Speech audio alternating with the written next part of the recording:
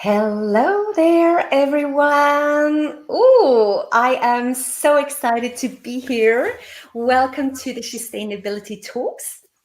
I'm your host, Rita Hausken, and this is the place where female business owners and women in masculine driven industries come to learn how to bring their visions and unique perspectives into this world with ease and joy, and to create the life and legacy they most desire. So I know there are so many of you out there listening in today that is exactly in that category, and I know you're going to have a blast in the conversation we're going to have today.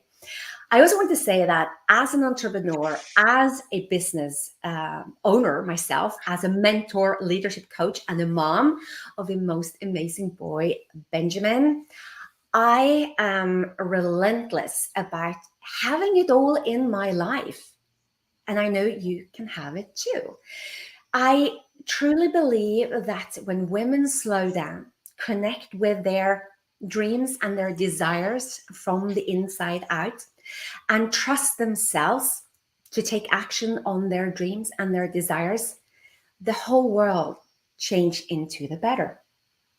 So I also want to share with you, and I'm so excited about that.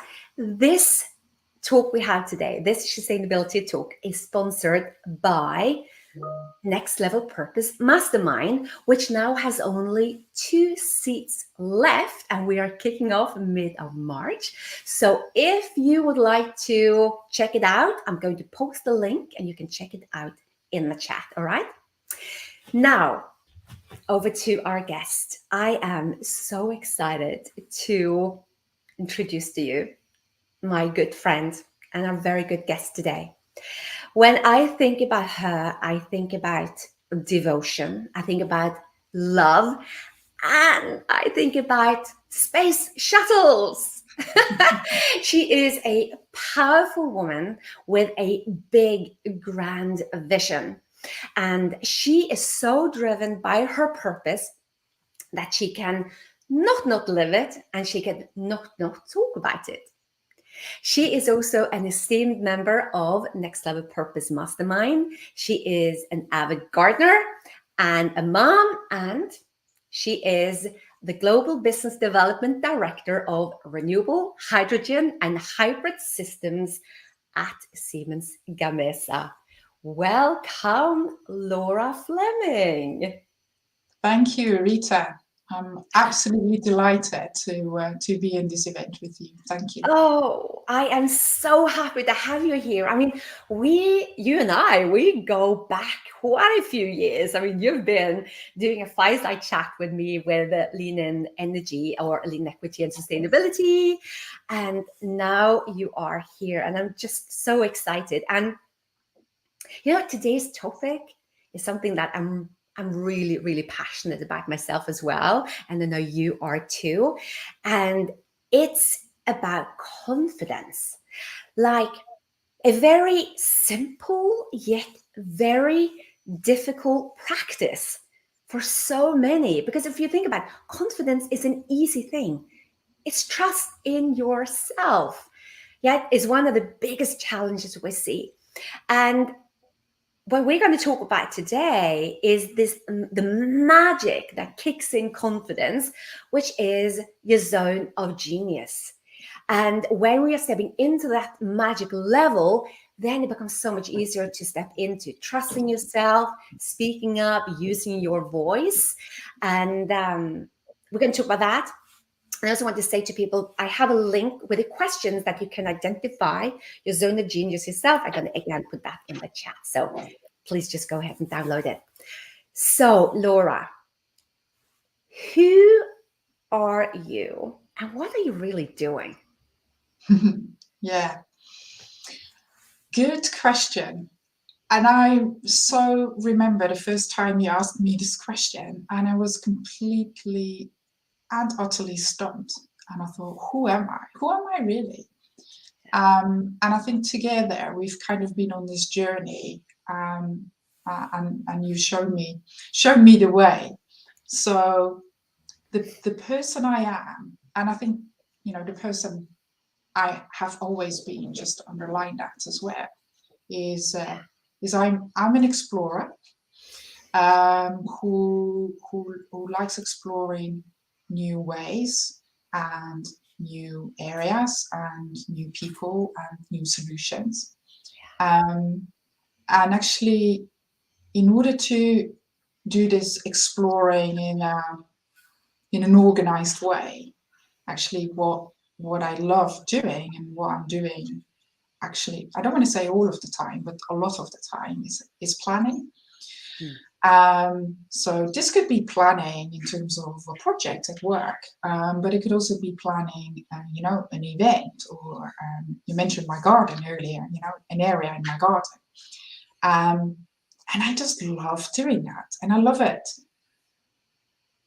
I love it so much that I kind of do it without realizing.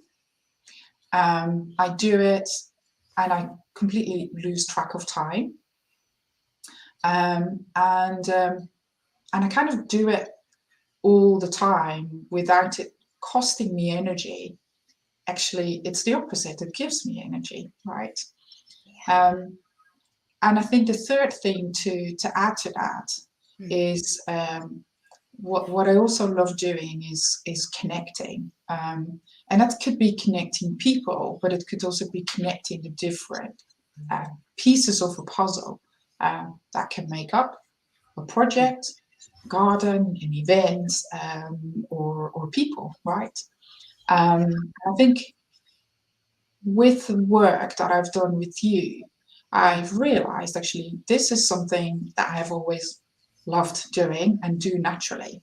And maybe just to give an example from when we met in Riga, is that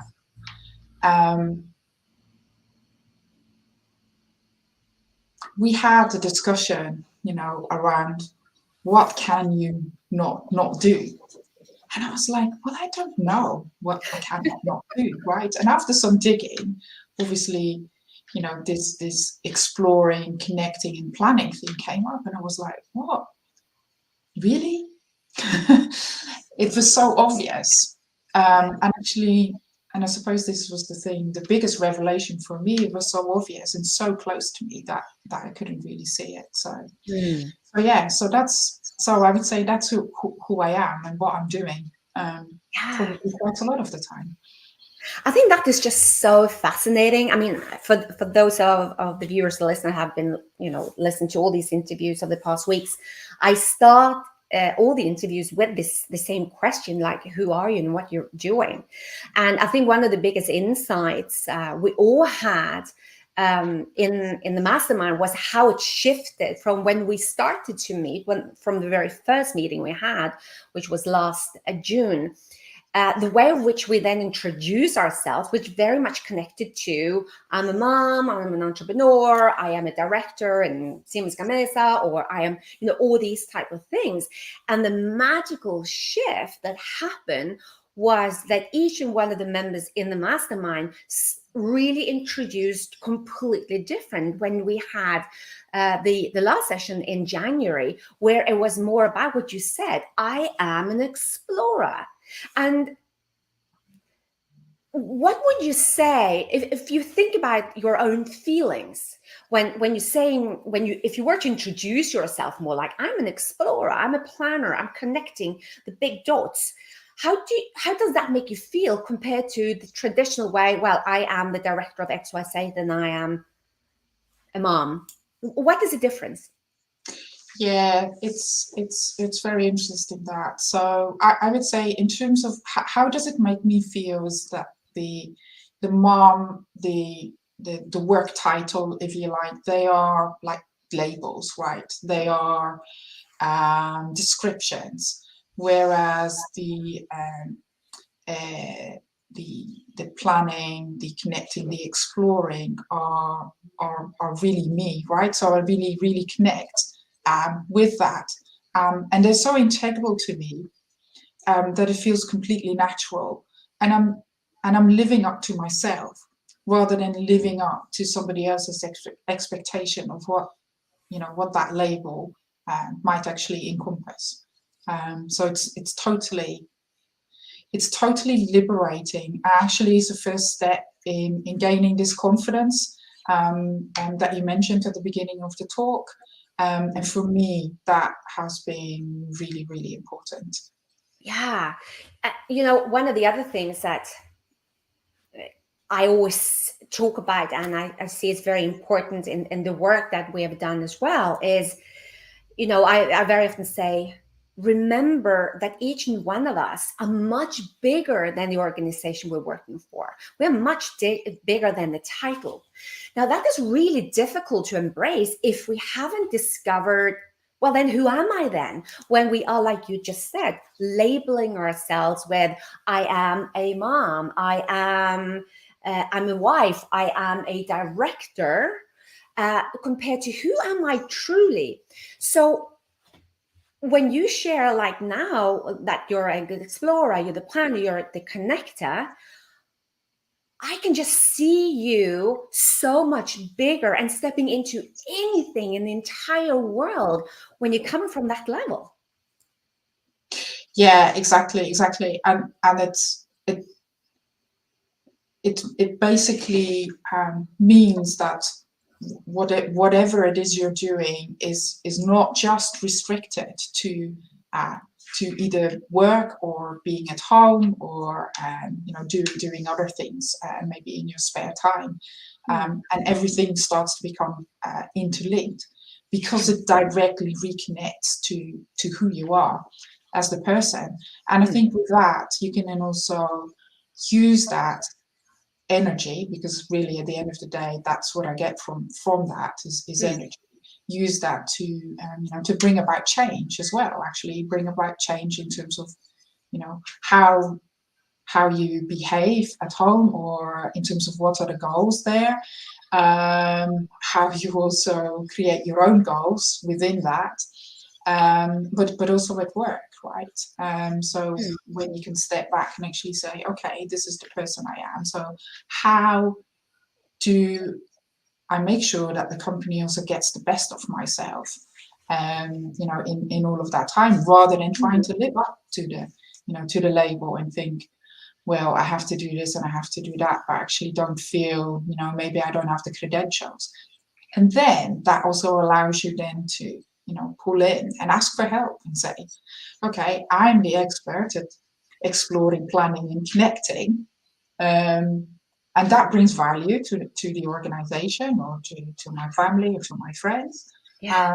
But maybe somebody else is an expert on a technical area or a legal area or whatever. And it feels completely natural then to bring these people in and help advise you and put together the solution at the end of the day.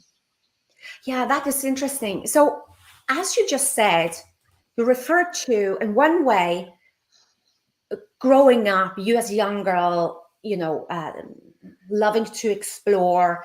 And in one way, you have been doing that all the time. I also know that even you were swimming in that pool of living in it, you weren't always feeling that confident in yourself, even though you were doing your planning, you were doing your, when you do your stuff at work, when you do your stuff at doing gardening, or when you're planning traveling, you're in your zone, you are coming from your purpose. But there was a big shift for you when you started to, really reconnect with your zone of genius and your purpose. What shifted for you? Because you as a person hasn't changed. It's just that you had an insight. Yeah, it is actually really recognizing the value that I as a person bring, and recognizing that this is not something that everyone has. And it was a really, really weird sensation actually when one of our mastermind colleagues pointed out to me and said, you've got an uncanny knack to be able to look into the future and then decide what you need to do now in order to realize what is needed in the future. And you remember we had this conversation and I said, well, doesn't everyone think like that? And all the others in the meeting just went, no, none of us think like that. And of course, subsequent to that, I have tested this on people around me, and no, nobody thinks like that.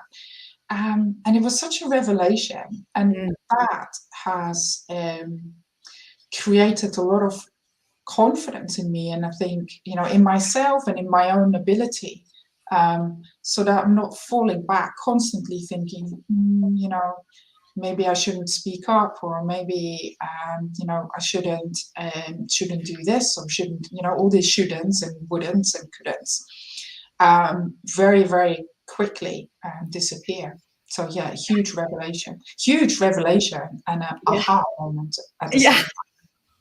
I remember it. It was like we're sitting there in Riga as we have this retreat. And we sit there for 2-3 days, and in these deep conversations, and I can see your face actually when it was like, oh, like, isn't like everyone like that? No, you. And this is the power of giving, having to receive feedback, getting to receive feedback. So I'm curious about, what role would you say being with other like-minded, very powerful women who are genuinely loving and want you to succeed, what role has that played in this insight and zone of genius and purpose?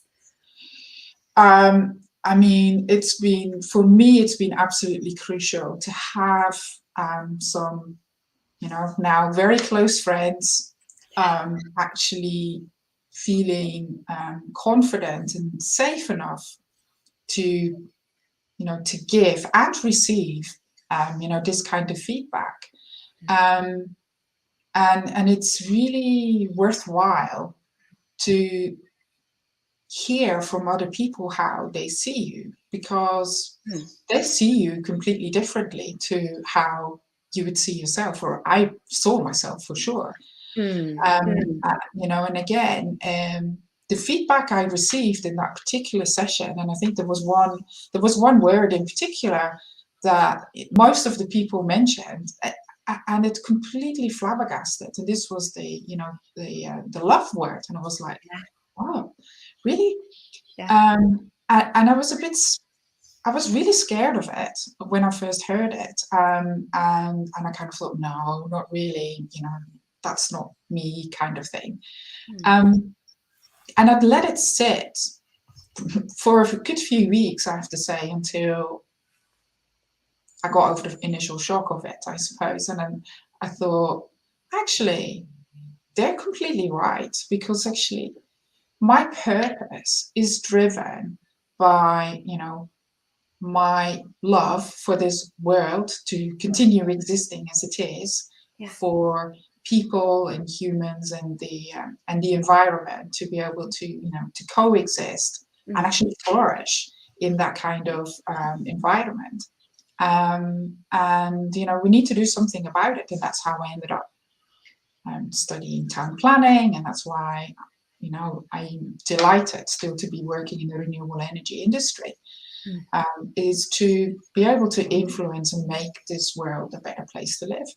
So actually that love for everything and everyone around me is kind of a core, central value for me, and directly connected to my purpose. So yeah.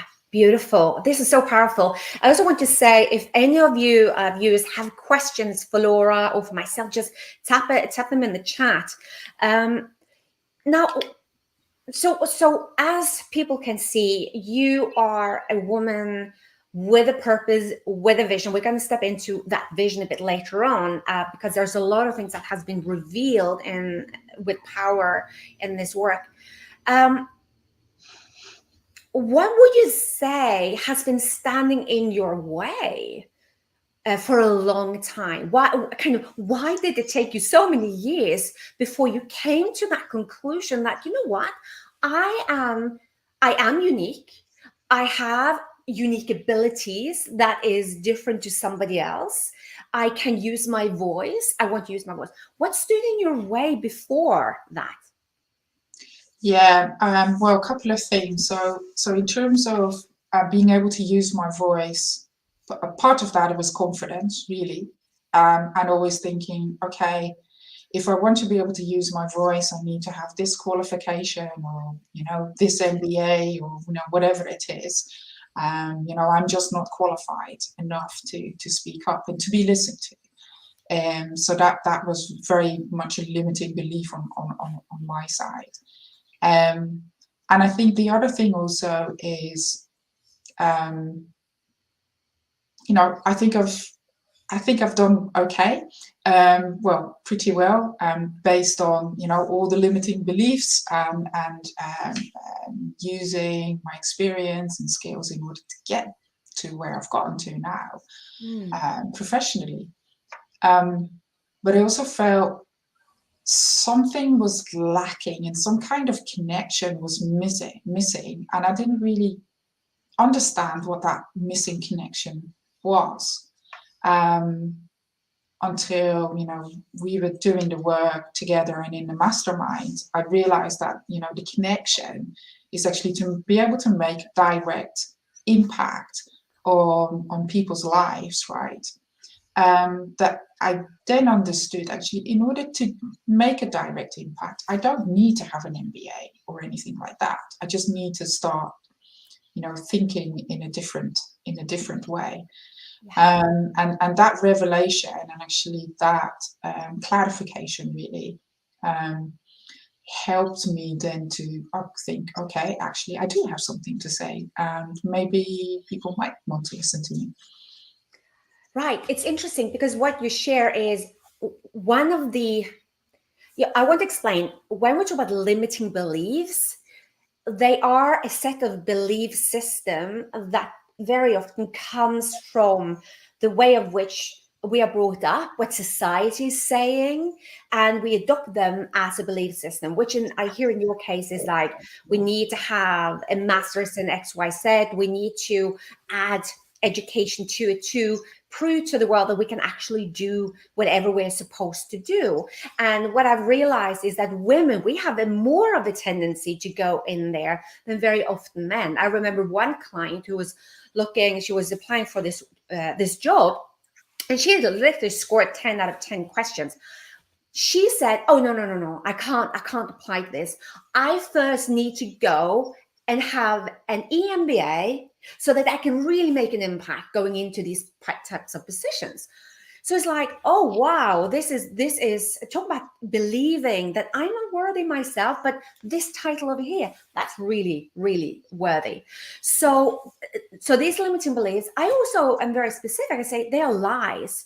We believe in these lies, and lies we often believe is like, it's hard to succeed. We have to sacrifice a family if we want to climb the ladder. It's really hard to make money. These are lies, because if that were the truth, think about all the people in the world that are physically working so hard, but they are not making a lot of money. They are spending hours and hours and hours each day, maybe to bring water.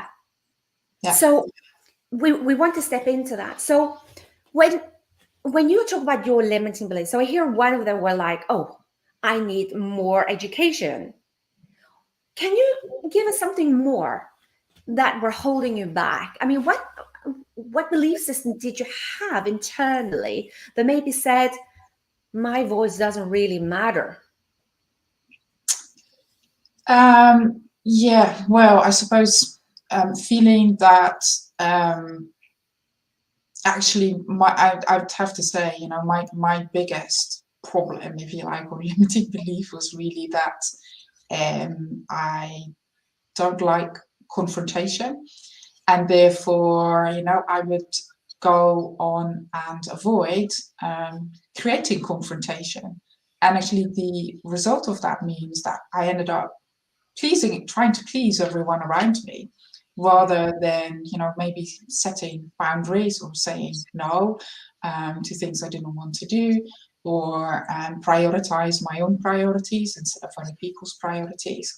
And actually understanding that is caused, by a limiting belief, really allowed me to stand back decide and look at it and think, well, hang on, what does that actually do? What does it do for me? But actually also, what does it do for the other person who I'm trying not to, I'm trying to avoid a conflict with? And actually, is it really a conflict, or do I just not like saying no? And actually, the transformation around that has been really, really interesting, because it has allowed people around close to me, to do actually just carry on and do their own exploring, which has been interesting. But it's also allowed me to develop my priorities really, and actually, come with a new vision in terms of what it is that I want to try and achieve at some stage. Exactly. Yeah. And thank you. And we are really going to go into that. And thank you so much for sharing these sides, because I think so many of us can resonate with our belief system. Like, it's difficult to say no. One of the things that we as women really actually have to learn to do is to say no. There's power in no. And we're constantly told, just say yes to more, just say yes to more, so you can climb the ladder and you can prove yourself that you can do anything. I don't think that is a problem at all. I think what we're having as a problem is we don't know when to say no. I'm also looking at the chat here. It's amazing to see so much interaction here. Let me just see if I can actually scroll up and see what's going on here. So Tirsa says, hi Tirsa, good to see you. Confidence and self-doubt is often a challenge for many, absolutely, especially when it is a natural gift or ability. Oh, so many are hiding their gifts because we think that just isn't it. I need to learn something else. Whatever comes easy to me can't be the thing. And now we're hiding the biggest gift. Yeah. Yeah. So recognizable. Yeah. Yeah. Okay, Amalia, let's see. Amalia, how do you turn your core beliefs and unique abilities into an elevator pitch for the prompt? Tell me about yourself. Oh, I love this question. Now, let's hand that over to you, Laura. Just thinking about what you know about yourself, what would you say is an easy, like, tell me about yourself, Laura. What are you doing? Good question. What am I doing? So, and I think maybe as I alluded to earlier, I'm an explorer who wants to make the world a better place for people to live in, and I'm using, and actually what I'm doing is I'm planning new projects or a new enterprise that will allow me to make that contribution to the planet. And in order to do that, I need to be connecting lots of people and lots of different pieces of the puzzle that will allow me then to bring this project or this venture into reality and really start supporting people around the world. Oh my goodness, yes. Oh, I love it. I mean, this is the elevator hasn't even touched floor yet, so that was powerful. Thank you so much. This is amazing. Let's see what else is showing up here. This is so good. Thanks, Tirsa. Okay, so Laura, how can we develop better understanding about our limiting beliefs that might be holding us back from the possibilities and opportunities we are truly capable of? Yeah. So how can we develop better understanding about our limiting beliefs? Again, what do you think? What was your journey of understanding your own limiting beliefs? Yeah. So I think a couple of things there as well. So I think some things actually probably start in your childhood. Could be something, it could be some huge event, but actually it could also be something, totally, non-eventful that somehow has got stuck in your brain, and it makes you still, when you're an adult, think that somehow you've got to, meet that expectation or live up to that that comment or thing that might have happened to you in your childhood. And just to give an example, unsurprisingly, in school, I absolutely loved geography, and always studied very hard for this. And I ended up having so the Dutch schools score from 1 to 10, with 10 being perfect. And I ended up getting 3 10s on my school report in 1 year. So that's the whole year. So this was pretty spectacular and pretty amazing, really. And I was really proud of this. So when I showed my school report, again, for the third time to my mum and dad, they said, yeah, that's great.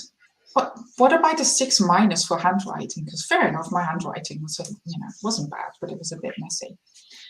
And it really left me with a feeling that, good is never good enough. It always needs to be better, and it needs to be perfect. So I really had some, issues, and still have sometimes issues with perfectionism. And then that sometimes really stops you from starting things, but also stops you from moving on to the next thing, because something is not quite perfect yet. And actually overcoming that, and actually thinking, 80% is fine, and we can move on with that, is good enough as well. And it just gives so much space and flexibility as well, and that you're not just stuck to a couple of things. Yeah, thank you so much for sharing that. This is so powerful when we're starting to identify, be willing to go back and see, where does it actually come from? And also, so to also answer the question for you, Laura McDonald, like, how can we develop better understanding? Just like Laura just shared, we can also develop a better understanding for who we were back in the days when we experienced the thing we experienced. So when they are showing up as adults, like I'm 54 years old, and I still have this sudden rush of feeling like I'm literally 9 or 12 years old. And when you start to understand that, oh, right, okay, here we go. This is that younger side. This is a young version of myself that is now showing up. It's to understand it. It's not to dismiss it. It's to show up as the adult we are and say, yeah, you're here. It is like, for me, going on lives. Every time I do live, every time I go on stage, little Rita, she comes in like crazy. She's like, we can't do this. I don't know how to do this. I don't know what to say. Don't put me through this. And I know this. So I literally calm down. I literally sit with her and I just say, you know what, Rita, it's not you that's going to be on stage. It's okay. You can sit there and you can play. But it's to recognize that there are certain emotions that is in us, which belongs to a younger self. It can also be experience you had in your first job, when, yes, you weren't experienced enough. And yes, you were called out in the meeting because you were actually saying the wrong thing. But it doesn't mean that that is going to define you for the rest of your life. Yeah. So Laura, also amazing what you shared there, how that has kind of defined you as an adult, what happened when you were a child. Yeah, exactly. And I think something that we lose as you think you stop being a child is that, we think too practically. We think not about, what and why we want to do certain things, and we start jumping straight into, how we're going to solve a problem. And then you think, oh, well, actually, it's too difficult. I will just leave that. I can't do that anyway. Whereas if you actually focus on, what you want to do it and why, and leave the how question to a later step,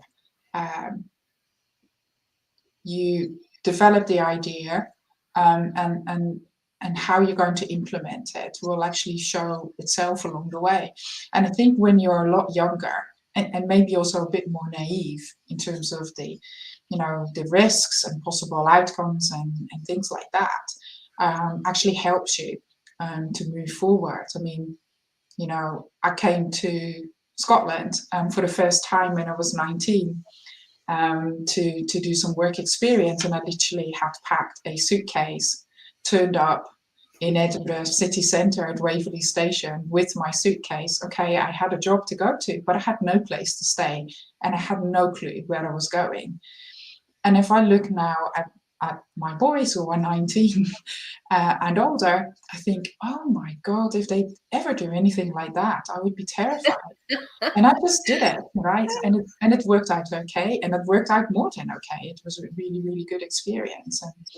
And that was really focusing on what and why I wanted to do it, and not necessarily on, all the details how I was going to achieve it. Yeah, and now we're on to a very important part and a very important topic, because one of the things that I do know when we're stepping into the feminine energy, so when I'm talking about women working in masculine-driven industries, I'm not always referring to that we're working in male-dominated industries. I'm saying that we're working in masculine-driven industries, which we as women as well can tap into a lot of showing up from our masculine. I've been working so long, and I'm still working so much to step more and more into my feminine and own my feminine. And one of the key questions that we can very easily identify is the masculine is we're always looking for the how. So how are we going to do it? We're looking for that specific. And in the feminine, what we're doing is to look at what is it that we are looking at.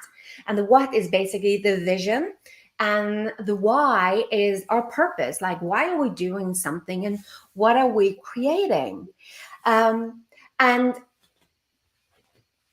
what we're seeing through this model of thinking is that the how is being revealed by itself. And when it's being revealed, it is so different than when we start to think about, but how am I going to do it? Because first we need to figure out, are we actually focusing even on the right thing? Is it the right dream that I'm focusing on?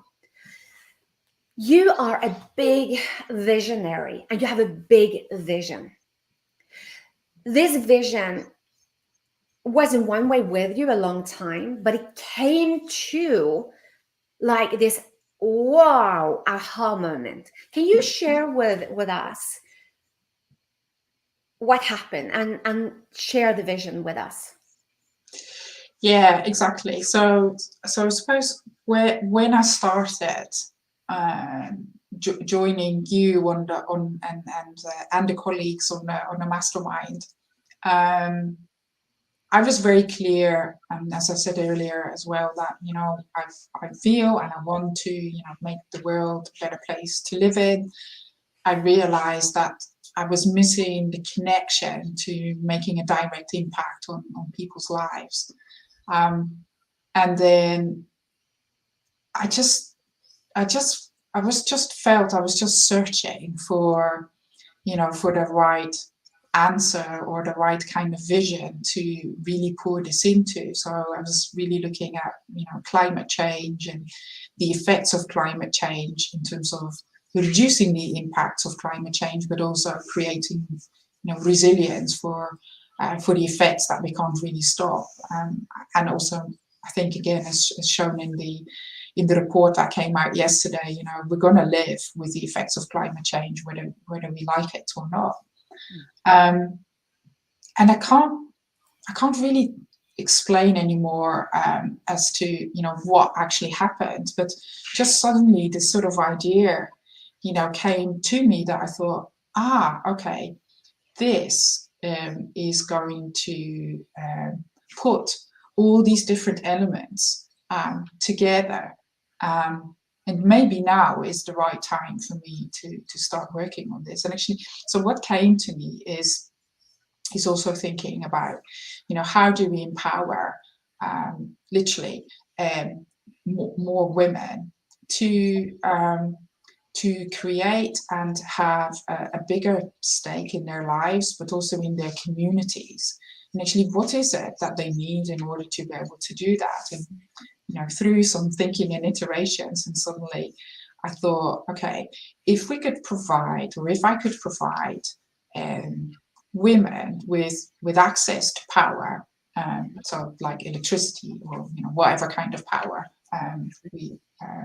we can think of, that will allow them to look after their families in an easier way, that will allow them to connect to the internet and maybe study, that will allow them to start up businesses and start making a difference to their communities. What would that do? And what would be the ripple effect of this across the communities that women live in? So off the back of that, I've developed this vision now that basically says that what if I could provide power to 1 billion women around the world? Anyone that had told me this vision, 6 months ago, I would have said, "Are you crazy?" Yeah.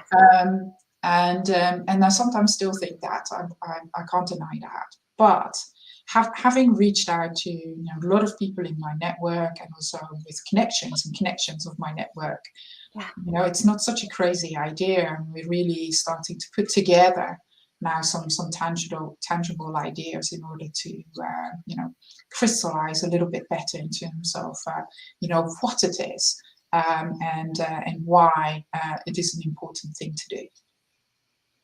This is just so mind-blowing. I remember when you shared it with us in the mastermind, and I just heard it. What if we could provide power to 1 billion women?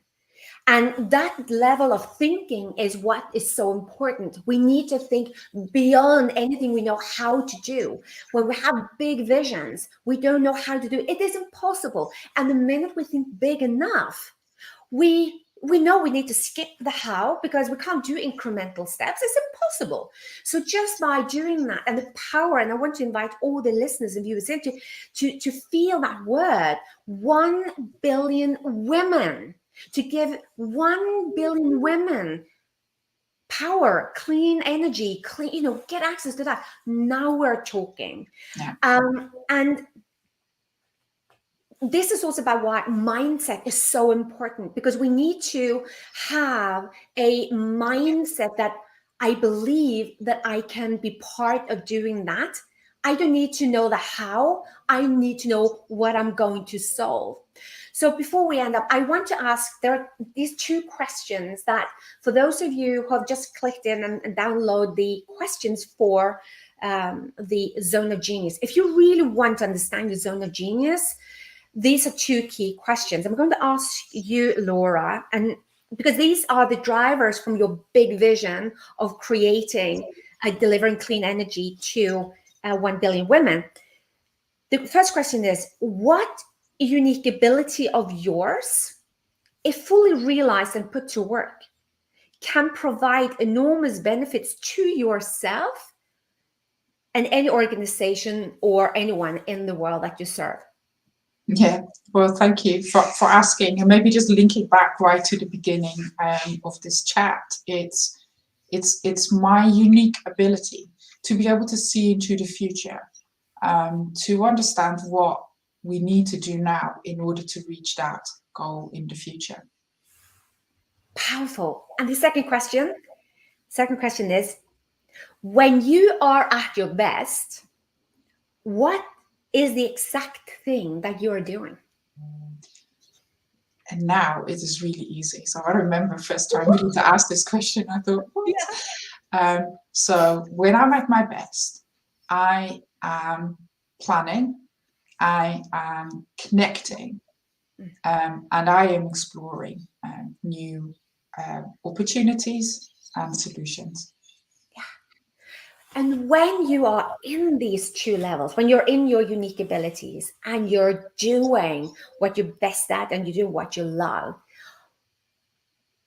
what level of trust do you have in yourself when you're in there? Total and utter 100% confidence. Exactly. And I think, as I said earlier, because it comes so natural and it is literally stares you in the face, you don't realize the actual power and the strength of your natural abilities. Yeah. And that is why, when we really understand our zone of genius and we know where we're coming from, that is when you can step into the highest level of confidence. Like I said in the beginning, confidence is trust in yourself. So when we are constantly saying, oh, I want to be more, have confidence in whatever it is, we want to turn inwards first and ask, and the thing that I'm doing, something that I really love doing, do I feel and flow? Do I feel that time is expanded when I'm working on it? Or do I have these chattery voices inside my head all the time saying, I need to get to the next thing, I need to go there?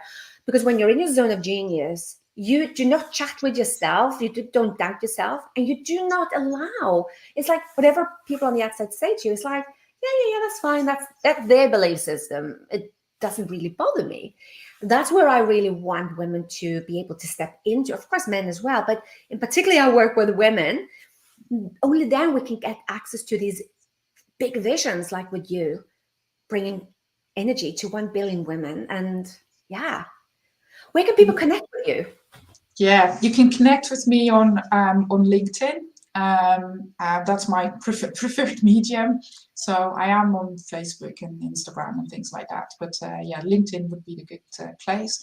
And I would love to connect with the people that I've connected or listened afterwards to this interview. And I would love to hear people's views on my big vision, which, as I've said, the how is still to be revealed. Beautiful, beautiful. And this ties beautifully in. We have Women's Day next Tuesday. Your vision is to focus on 1 billion women, to bring them this clean energy. So final note, what does the celebration of International Women's Day mean to you? It really means, for me, it is really important because it means that we can celebrate what we as women can actually do to contribute to the world, but also to each other. And actually that the power of supporting each other, and I'm not just excluding men from this, but particularly for women to support each other and create safe spaces to allow yourself to develop yourself to the next level is crucial. Beautiful. So I invite everyone to prepare to celebrate International Women's Day, which is Break the Bias. And I'm going to show up doing something next Tuesday. I don't know yet what it is. Also, for those of you who are interested in understand more about the mastermind program that Laura has been talking about and I've been talking about, Next Level Purpose Mastermind, there is a link in the chat. Click on that, read up about it. And if you're interested, we have 2 slots left. Connect and we can have a chat about it. So with that, wish you a beautiful day. Thank you so much, Laura. And let's look forward to the contribution of energy to 1 billion women. All right? Yes, it will be coming to a space near you. Definitely. All right. Thanks a lot for having me, Rita. You're very welcome. Bye for now. Bye.